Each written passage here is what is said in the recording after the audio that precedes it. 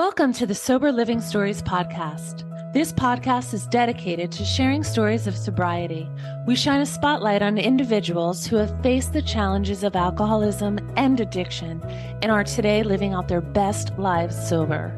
Each guest has experienced incredible transformation and are here to share their story with you. I'm Jessica Stipanovic, your host. Join me each week as guests from all walks of life share their stories to inspire and provide hope to those who need it most.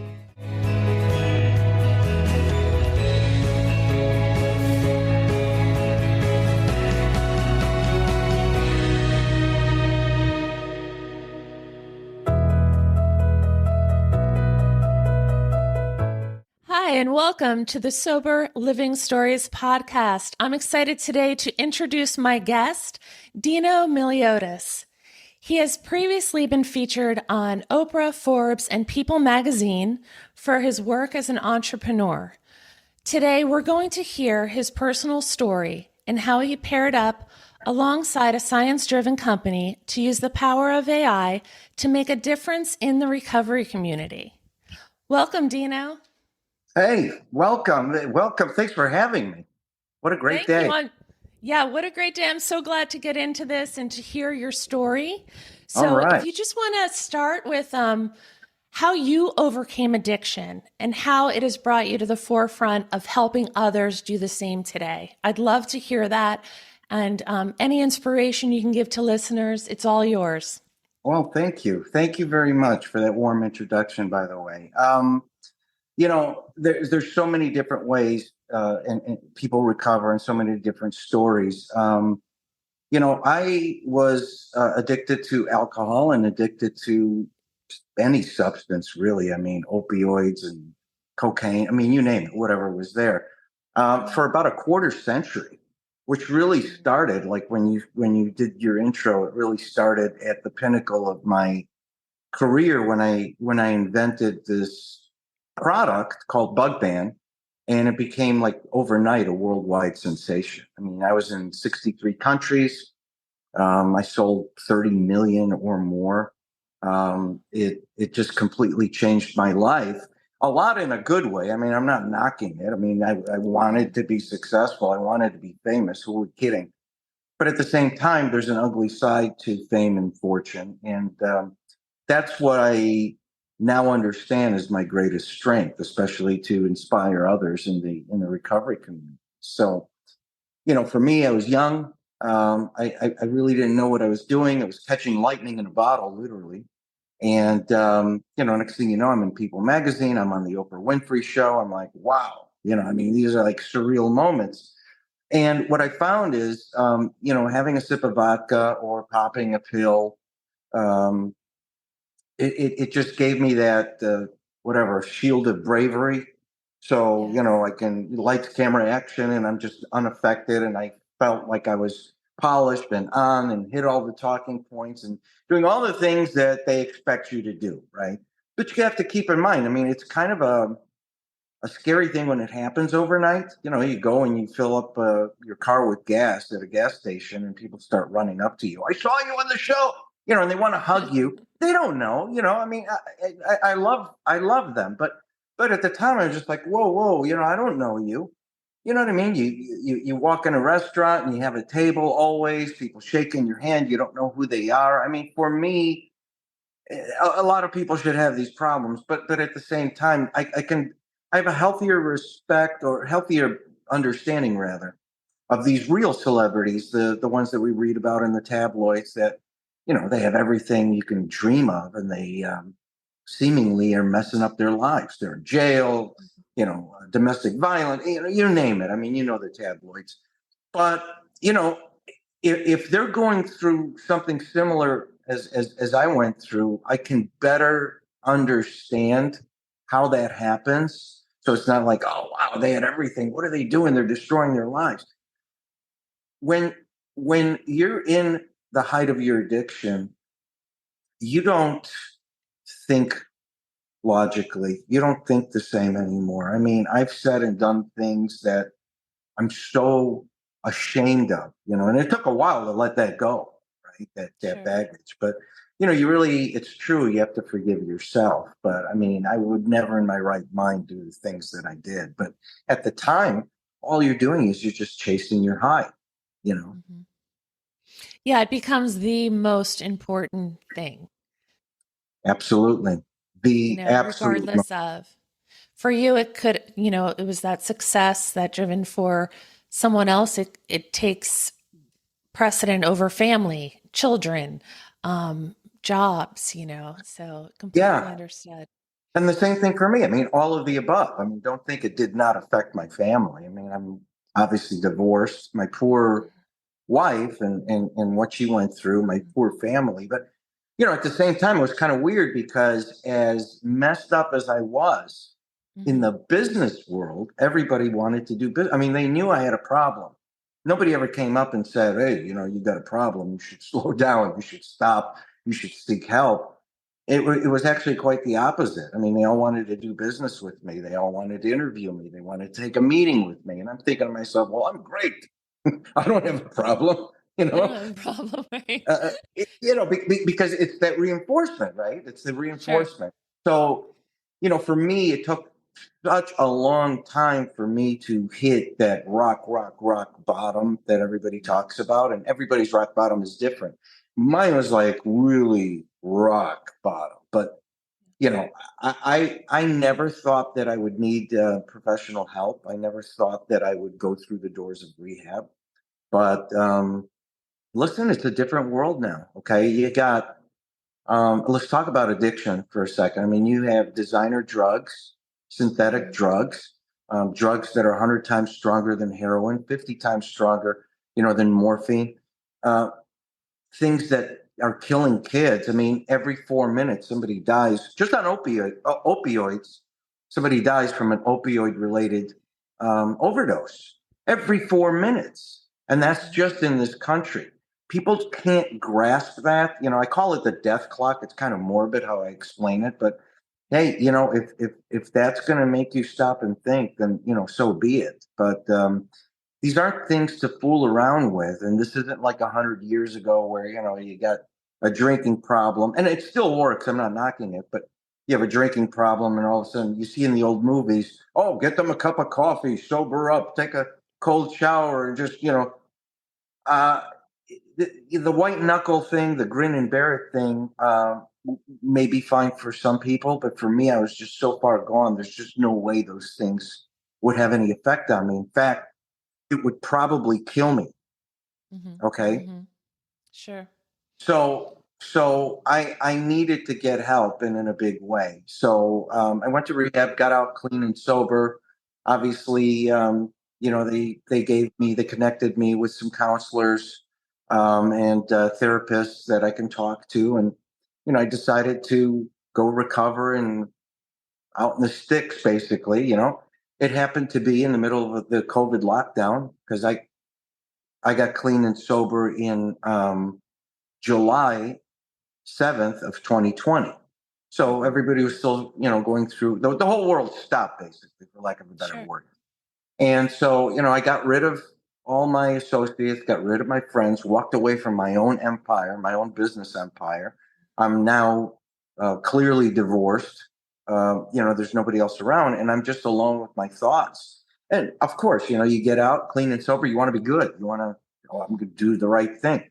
But in isolation, it's really hard. The only comfort, just that if you imagine, that I had was, these binge-a-thons that everybody was watching. I'm like, well, I don't feel so bad that I'm a lazy couch potato because everybody is. The whole world's watching something, The whole you know. world's watching TV. How many Yeah, years was it from the height of your success to when you sought treatment? How many years was that? 1996, and I sought treatment in 2020. Oh, okay. Yeah. Okay. So, what is that? A quarter century almost? Hmm. It Yeah. was, when you're talking about a handle of vodka a day, and just as an example, whatever else is around. So if it was Vicodin, it just wouldn't be one or two pills; it'd be 17 pills. If it's Oxy, probably 10 a day. Cocaine, tons of it. So I wasn't really picky. I don't think a lot of people at the height of their addiction are, Yeah. but that's the way it starts. It's and it doesn't just affect one class or race or background. It's an equal opportunity destroyer, as I explained. Sure. So it Sure. really did a number on me, and I'm the guy who swore. I mean, I just can't believe it affected me, but well, believe it. And Yeah. thank God everybody's becoming more vocal about it now, where either they've gone through it themselves, or at least, at the very least, they know of somebody who's gone through it or is going through it. It's not as taboo anymore, but it still is. Hundreds of thousands of people that suffer in silence. Believe me. Yeah. So here's the thing.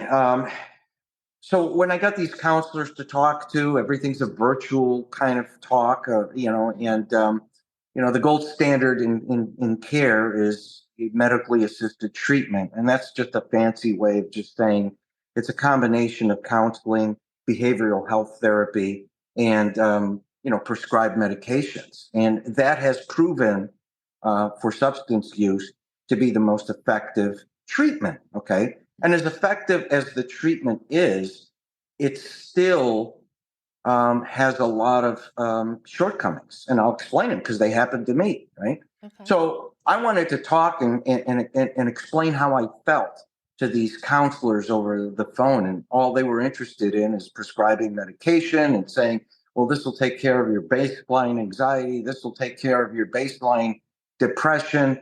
This won't, work for 3 months, but you got to take it every day. This one take in case there's an emergency and you really need it, but you really shouldn't take it. I mean, you get Right. confused. Mm-hmm. I'm not going to lie. Okay. It's just like, whoa, what am I doing here? Right. But nobody really wanted to hear how I'm feeling. But actually, more importantly, I couldn't really vocalize how I'm feeling. You ever go to a doctor and they ask you from a scale of 1 to 10, describe your pain? Is it an 8? Is it a 9? You're like, Sure. 7-ish, or, how are you feeling? I don't know. Well, what do you think your anxiety is right now? It's high. You really don't have an answer, right? And I was just really frustrated because these pills and the protocol that they had me on in isolation, in COVID, in my house, it was making me like a zombie. I mean, I didn't want to get up. I didn't want to do anything. I didn't want to take a shower. I didn't want to call anybody. I didn't even want to turn on the TV. I just stared at a blank screen and just like for hours. And in the back of my mind, I couldn't wait to go to sleep. Is it nighttime yet? So I could sleep, because when it's Yeah. night, people sleep and I won't feel guilty. So it was a horrible existence, to the point where I actually threw out the medication. And I'm like, well, I got to drink. I'd rather do that Sure. than go through this. Think Mm-hmm. about that for a second, this rationale, right? And, you know, I had a moment where, I just stopped myself. What am I doing? And basically, I decided instead to sit down, put my thoughts and my past experience in business, and also my experience in suffering from addiction, put it down in a book. And so that kept me busy for about 8 months, 12, 15-hour days, and I kept my mind off of isolation and thoughts of using and thought. I mean, I was one of the lucky ones, but I could have been Mm-hmm. a statistic, trust me. Right. Sure. And then when the book was published, where I thought, Dino, Mr. Business, it's gonna be a whirlwind for the business community. Business community didn't care. Okay, that was 25 years ago. Been there, done that. But what it did do is there was a huge outpouring of support from the recovery community, communities I never knew existed, by the way. Okay, Yes. social platforms, and they all have sober recovery, alcohol, NA, all that stuff. And me, I just like got immersed in it and just started talking to people morning, noon, and night. Because of course, addiction and recovery is not a 9 to 5 thing. It also happens after That's right. hours. Okay. And so that gave me just kind of reinforcement that people needed hope. People need to know that if I can do it, they can do it. And just Mm-hmm. to kind of empower people any way I can. And like I said, there's no one way to recover, but I do remember being frustrated with the fact that nobody really understood when I was saying that, I feel withdrawals, I feel like drinking. They're like, oh, you shouldn't feel this way. This is your anxiety. You shouldn't feel this way. You're probably depressed. You may be bipolar. Let's try this and let's see what happens in 2 months. And like I said, I'm one of the lucky ones, but now I understand why a lot of people relapse. I mean, the relapse rate is just what, in the high 90s? Sure. Scares Yes. scares me, right? And so, and usually when you do relapse, a lot of times people come back even harder using, and that's where you get a lot of the disconnect because that's where we get the overdoses, right? Sure. So it's critical that we adopt some kind of program, some kind of protocol that's going to be effective, especially in the beginning, because when somebody wants to quit, they mean now. They don't mean like next week or next month, okay? Because you'll start rationalizing why, well, maybe one more day. Well, I got a party coming up. How's it going to look for me not popping a pill? How's it going to look for me not to have a glass of vodka? I'm going to be boring. I'm going to be a loser. Ever Right. have that happen? Right? Sure. So, I mean, that was always in the back of my mind is just like complete frustration at what existed currently. So fast forward after I published my book, sometime last year, I came in contact with a team and the president and CEO of a company called Opiate. I'm like, okay, and apparently it was just a chance meeting, and we met, and he started explaining about this technology that currently exists, and that he's like, Dino, you'd be perfect to talk about this because you went through it. Let me tell you what it does. And my eyes just lit up. It was like a Shazam moment. I'm just like, wow, are you kidding me? So Uh-huh. basically, what Opiate is, it's a data science company. They've built the largest database for behavioral health and substance use in the world. Okay. They have proprietary AI technology using algorithms. So if you take that MAT, that medically assisted treatment that I was telling you about, the one that I Yes. went through that was so Mm-hmm. frustrating. Imagine when they ask me, how do you feel? Or if they ask me, how anxious do you feel? Or any of the above questions that are just iffy. Imagine if using technology like this, Mm-hmm. that this is a Samsung Galaxy, it would be able to tell the health professional exactly the level of withdrawal I'm experiencing. Because, ready? This technology distinguishes withdrawal from depression or anxiety. It knows the Wow. difference. It's never been Okay. done before. And I was just Right. like, what? Boom. I mean, I think this is so interesting to me because just with the introduction of AI on the whole, so why wouldn't it eventually benefit and the recovery community? And that right there is a real distinction, that it's able to do that. And I'm not surprised by that. I think this is really, I'm interested. Go ahead and speak a little bit more. I'm interested to hear more Yeah, about yeah, this. yeah. So the way it works, I mean, health professionals, by the way, your average health professional has had 8 hours of training in substance use disorder. Not knocking the health professionals, but they have a million other things going on. But this Correct. just shows you 8 hours isn't enough to say, you're anxious. Oh, no, no, you have withdrawals. And I remember when I was going through it and I was trying to articulate to the health professional how I felt, they kept telling me something that really aggravated me. They're like, you shouldn't be feeling like this. You know what I mean? Mm-hmm. The Yes. averages tell us that you should be feeling like this. It must be anxiety. Well, Mm-hmm. how do you know how I should be feeling? I mean, I wanted to know about me. I don't want to know about what the averages and the statistics talk about. Right. Selfishly, I'm looking to recover. It's about me, right? Sure. So what opiate does, we insert the technology in let's say a doctor's office, right?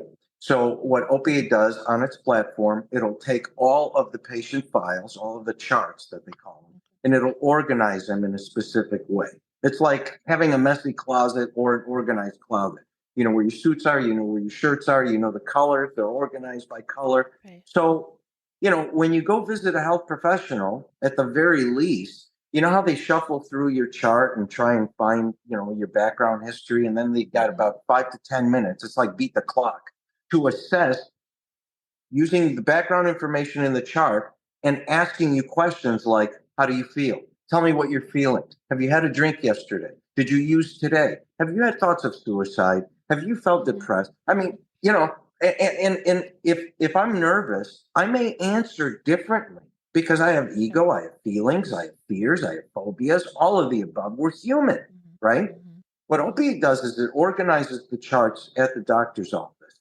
Then we supply this smart device, okay, to the doctor's office that they give to patients. Now, this takes my biometric readings every 5 minutes. Every sixth minute, it transmits that valuable data to the database at Opiate. So it's a wearable, it's a watch. It's a wearable, it's a what you're watch. pointing to is if listeners, because it's a watch, and so Yeah, it's okay. So all the technology is built within the system of the watch. some of the technology is built in the system of the watch, and then the algorithm, the AI, is built into Opiate's database. So what happens is it'll take the chart, it'll take the biometric readings, it'll transmit the information to the database at Opiate, and then Opiate will use the AI. So now it takes the data it was given and it does something brilliant, which is predictive and prescriptive.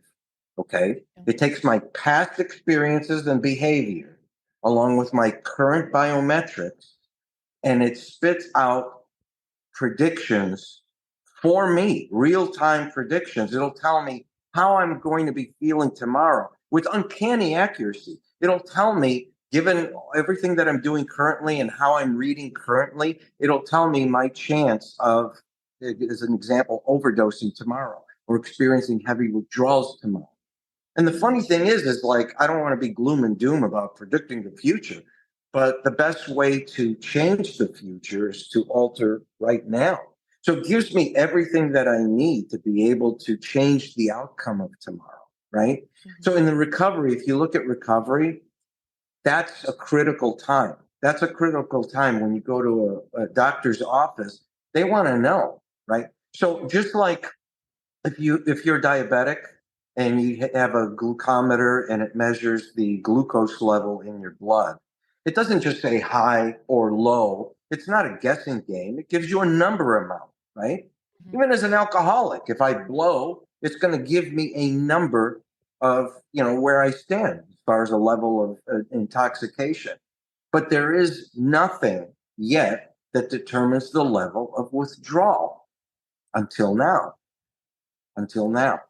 So I might, as a health professional, treat Dino, the guy who's like real anxious and feeling, withdrawal-like symptoms. I might treat him a little more seriously if I know his withdrawal level is way up here in the danger zone than somebody that's just kind of low, but I may be a, worry ward, a hypochondriac. I may, worry more than I should. So it distinguishes the difference. What does that mean? It means that we can save lives by targeting very quickly and providing doctors real-time decision-making tools. Okay. Doctor ultimately makes the decision, but the reason it's embraced by the medical community is because this is a serious tool in their tool belt. Okay. There's no one way to recover, but it speeds up time. It's clarified. I mean, there's clarity. There's no emotion in our technology. There's no bad days. There's no feelings. There's no ego. There's no fear. It just spits out accurate data about me. This wearable that I'm wearing knows me better than me. So if I'm not feeling good right now, but you ask me a question, how are you feeling? And I say, oh, I'm fine. It knows I'm lying. Right. Okay. Which is great, when it comes to treatment. Okay, this isn't like an interrogation. This is to save lives, right? And we need to know what we're really dealing with and not guessing games. And that's why I'm so excited about it. Yeah. What would you say to, because I could hear the like reverb already, I'm excited about this. I love this. I think it's it's inevitable. It's an inevitable flow of like the direction of where we are in life. And Yes. so if you think back to like old school 12 step, that is my path, right? So it's but when we came up with the opioid epidemic, it'd be hard to find anyone who's not an alcoholic or an addict in recovery or otherwise who doesn't know somebody who's at least been affected by the opioid epidemic, as whether it's a daughter, a cousin, a niece, an uncle, a dad, someone who's either in recovery or who's not even here anymore, somebody who has been gravely affected by it. And so I think that, the medical side of it and the stigma, you talked about that. You talked about, it's lessened, but it's still there, Right. and even the platforms, the social media platforms that are now openly talking about all of this. That is, something new that may have been looked down upon years ago. Like, this is, it's not how it previously was done, but I think it's such a smart and important move to pay attention to the tools that we have now in 2024 that are serving the needs of the recovery community today. So And here's the other thing that I didn't mention. So as a patient, I keep the watch after my doctor visit. And like all visits, there's usually a follow-up. Could be 2 weeks, 30 days, what have you. Or let's just pretend we were in the middle of a COVID lockdown again, or I was out in the sticks. I was in a rural area where it's almost impossible for me to do a follow-up visit, right? I take this smart device home with me. Okay. So this again transmits data every 6 minutes. It never stopped with the doctor visit. So we still have real time information on a patient who's visited somebody for the first time and is expected to do a follow up. You ever go to a follow up and they say, well, so how have you been doing? Have you been doing better? Well, I've had good days and I've had bad days. This will tell you exactly right. what the health professional needs to know instead of this vague, well, I've had good days or bad days, or it's not working. This will tell you if it is or isn't and why. Yes. So this will be able to help people in rural communities that don't have quick access to health care. It'll be able to take care of people who don't necessarily like going out of their house, as an example, because, when you recover, a lot of people want to be alone. I mean, they want to protect their sober bubble, if you will. They don't want to be exposed to, billboards talking about, their favorite vodka, or they don't want to pass a bar. I mean, there's just a whole lot of reasons. And I went through all of it too. So what happens is that opiate will evolve into not only what it is now, which is technology that will be able to save lives in the first few weeks, days, weeks, and months of recovery, but ultimately this wearable is going to be available to the public because 70% of people who suffer in silence, they don't visit a health professional at all. They choose to Google it or get advice from their friends or, try this or try that. And that's also where we're losing people. So imagine now having this device be available to John Q. public where they can literally interface with their friends and their primary care doctor or an ER, etc. So the future is here. And not only for short-term recovery, but also for those people who have been sober 10, 20, 30 years. Those are the ones we also have to watch out for because they're the ones that have a tendency to relax and say, well, I'm fine. But, life happens. Life happens. And life is sometimes a series of unfortunate events. It's not one thing in your face that's going to trigger you to relapse. It's little things. It's the A bad small day things. could have been a death in the family. You could have been fired. You could have depleted your funds. Who knows? but it's just like little things, and then they just compound. And next thing you know, you're like, you know what? I'm going to use, screw it.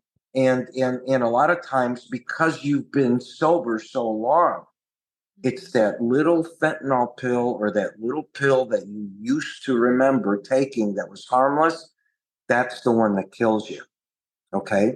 So this will ultimately, this smart device, opiate powered smart device, is eventually going to become a wellness and lifestyle device for long term care.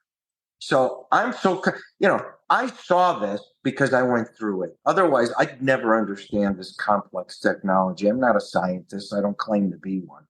But I do love inspiring people, and I have a story to tell, and I have recovered, and I've had my share of hard knocks. And I'm telling you, I wish this technology existed when I was going through my own recovery, because it would have been such a time saver. Sure, sure. Do you see futuristically people using technology like this who are not in recovery, but just people who need it for health? We talked about a regular doctor visit where they ask the normal questions. I mean, do you see that as well? I do. I do. Here's the thing though, with all the tech space, it's still a relatively small space. And a lot of people, when they tout AI, it's not really AI. It's more like bots, which are FAQs, that chat GPT, whatever they call it. That's not really AI either. It's just a compilation of stuff that exists. That's just kind of like that file, like that closet, organized closet. It'll just take what exists already and just put it in sentences. This technology is a little different because with the biometrics and the algorithm, it starts knowing you and your patterns, and it starts predicting outcomes. That's the difference. But the fact that we can distinguish withdrawal from anxiety is a game changer. And the space is so big. There's so many applications to this, but opiate's true north is to have people come home at night. Its true north is to influence and assist in recovery of substance use disorder. And then it's going to be alcohol, and then it's going to be stimulants. So, obviously all three. Most people aren't really exclusive to one thing. They do multiple things like I did. Sure. And that space is big enough globally where, um, you know, the application is endless, but you got to stick and focus on one thing. Right now, we want people to come home at night. Sure, sure. It's interesting work for sure to see where that's going to go. It's going to be interesting to watch, and anything that helps people, and saves lives is an incredible investment. Not only investment financially, but investment of time. Absolutely. There are tons of. I love what you said about this isn't like a 9 to 5. This is a 24/7, whether you're in addiction, active addiction, or you're in recovery, it's a constant, it's 24/7. It doesn't shut off. And I think the online platforms and the digital world has really helped with that, and whether it was the start of COVID that really made people like sign on when they said, hey, you don't have to go back to work, you can stay here.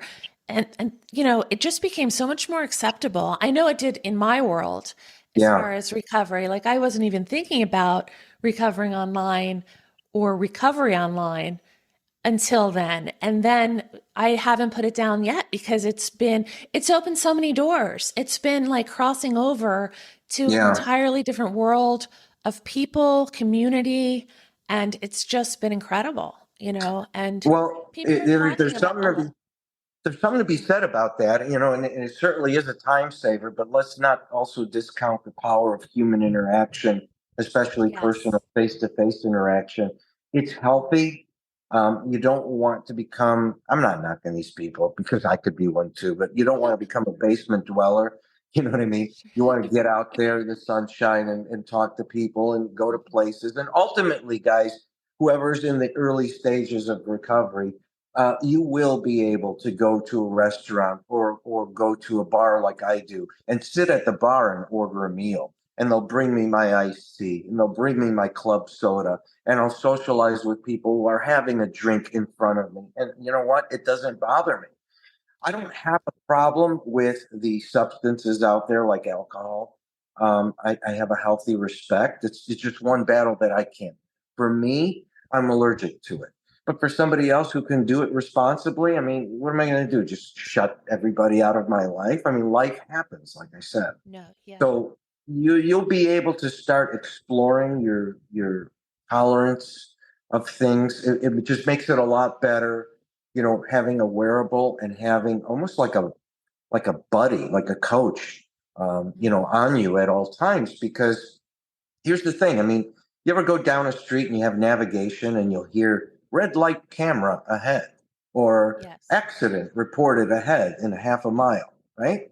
Now, it's not like you're going to crash into the car or you're speeding or you're going to go through a intersection, but that reminder just kind of like made you focus on the intersection, right? Makes you focus on where the car is because obviously it's a safety measure. It just got you back to focus because everybody has a tendency not to be focused. It's the same thing with this. Sure. I'm 10 years sober, clean and sober, or I'm 20 years clean and sober. And this thing, if I'm having that withdrawal and it detects something weird happening in my system because it knows me better than I do, right? Mm-hmm. I'll feel a vibration. So it gets my attention. And then, Sure. and it'll ask, are you okay? You want me to call somebody? You want to connect with somebody? It'll tell me maybe I need water. It'll tell me that, hey, you know what? You haven't been sleeping enough. You need more sleep. It's just the wildest thing in the world. AI is here. And I don't mean like Terminator 3, Rise of the Machines kind of thing. Oh my God, they're taking over. That's not what this Right. is about. But our AI is in the medical space. Okay, ultimately, um, you have to have a health professional, a human being, in the loop. Okay, so all we're doing is giving just remarkable, accurate data and decision making abilities in just like seconds to a health professional who ultimately makes the decision. So there's no machine that's going to take over. There's Right. no, Right. whatever. That's It's that's our different. true north. I mean, if we really want people to come home at night, that's where it ends. That's where AI ends. We have no interest in creating a robot that's going to take over a doctor's office. Right. Okay. Right. Right. So, yeah, and I think when we talk about recovery, there's different components. And you had talked about this being, there's that physical, spiritual, mental component that we need to all touch on. And Yep. this really takes care of that physical and mental. It's like a combination almost. And then it's up to the individual to forge their path spiritually, how they see fit, get into Correct. community, how they see fit, if it's locally and they want that face to face and that support. Yeah, so I think it's an excellent addition to the recovery world, 100%. And like you said, everybody's recovery and is going to be different. It's individualized. Just some people will never have to go to the hospital. They will never have to go to a doctor. They will Correct. recover on their own in community. And then there'll be some people who cannot do it without a hospital visit or a doctor advice. Right. And I think that's an important distinction. And it's in because it is individual. It's what you come in on. It's the quantity. It's the level of care that you need so that you can be safe until you get well. And I think this helps with that. Yeah, that's a real good point. And even in recovery, if you do go into rehab as an example, like I did, it's such a great thing. It worked for me. And as great as it is, what I quickly understood is that they were treating everybody the same. Okay. So, I suffered from, alcohol and some opioids, but never fentanyl, that kind of stuff. which I didn't know anything about until I went in. And then you start getting exposed to people who were addicted on fentanyl, and they were proclaimed dead maybe 4 or 5 times. And the first thing they did when they came back to life is they're feeling their sock because that's where they hid their stash. I'm like, I mean, just think about it. You come back to life, and the first thing you're thinking about is, oh my God, did the paramedics take the stash that I had hidden in my sock, right? And so there was this kid who was just like really in bad shape. Let's call him John. And I stayed one bedroom from him, and he just had a hard time. And I was recovering quickly because I embraced it, and I kept trying to get him out of his shell, and he was slowly getting out of his shell, and he was starting to smile, and I was encouraging him to talk in group, and you know, and like the 10th day, I didn't see him anymore. And I went around to the counselors, and they were, in a somber mood. And I'm like, what happened to John? And they said he didn't make it. And that's when I understood we were all treated the same. Imagine something that distinguished my withdrawal levels, okay, while in recovery versus John. We may have been able to catch him in time. You see? And that's why this is important to understand. There's no take 2 pills, call me in the morning. A 100-pound person could take 2 pills. A 300-pound person could take 2 pills. What do you do for the 100-pound person? You cut them in half? I mean, you ever see a prescription that's tailor-made by height and weight? No. So this has so many applications. It's just crazy. It boggles the mind. And the exciting part, and thank you for having me share this, is I just want to let people know that opiates here, and there is hope. There's technology that's our friend. There's technology that understands who we are and how we may need to recover. And it just cuts down a lot of wasted time that are life-saving moments, I think. Yeah, absolutely. Absolutely. I was really intrigued when I heard about it. I'm so grateful that you came on to share about it in its early stages. And I look forward to having you on as it progresses so you can keep us up to date. Absolutely. There's some good stuff happening this year that I still can't talk about it, but they're just like big, big milestones, and couldn't be prouder. I'd love to share them with you. Excellent. So where could listeners find you? Could you actually please talk just for a second about your book and where they can find that? Sure. The book is called There Is No Box, and it's available on Amazon or Barnes and Noble. It's available at Walmart, I mean, most stores. But you can find it at Amazon. You can follow me on Instagram, The Real Dino Miliotis, or Dino Miliotis on Facebook. And then as far as the technology for Opiate, this one's real easy. It's opiate.ai, opiate.ai. And that'll give you all the information on what we're doing. It's here now. It's working now. We're implementing it in health professionals, medical offices now. But it's important, like anything else, like the pharmacy commercials that you see on TV, they target consumers. It's important for me to speak to my people, our consumers, so that they know that they can ask for this technology by name. And if their health professional doesn't know about it or doesn't have it, hey, give them the website, have them contact us, and then we can get them integrated. Great. I love how you say, yeah, it's for us. Yeah. And thank you so much for coming on here and Hey, sharing. thank you. I enjoyed it. Thank you so much. I love what you're doing. Keep it up. Keep doing what you do, and until next time. Thank you.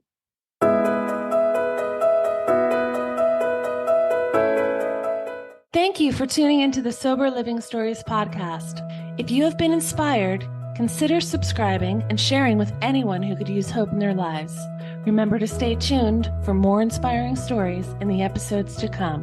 To view our featured author of the month or to become a guest yourself, visit www.jessicastipanovic.com.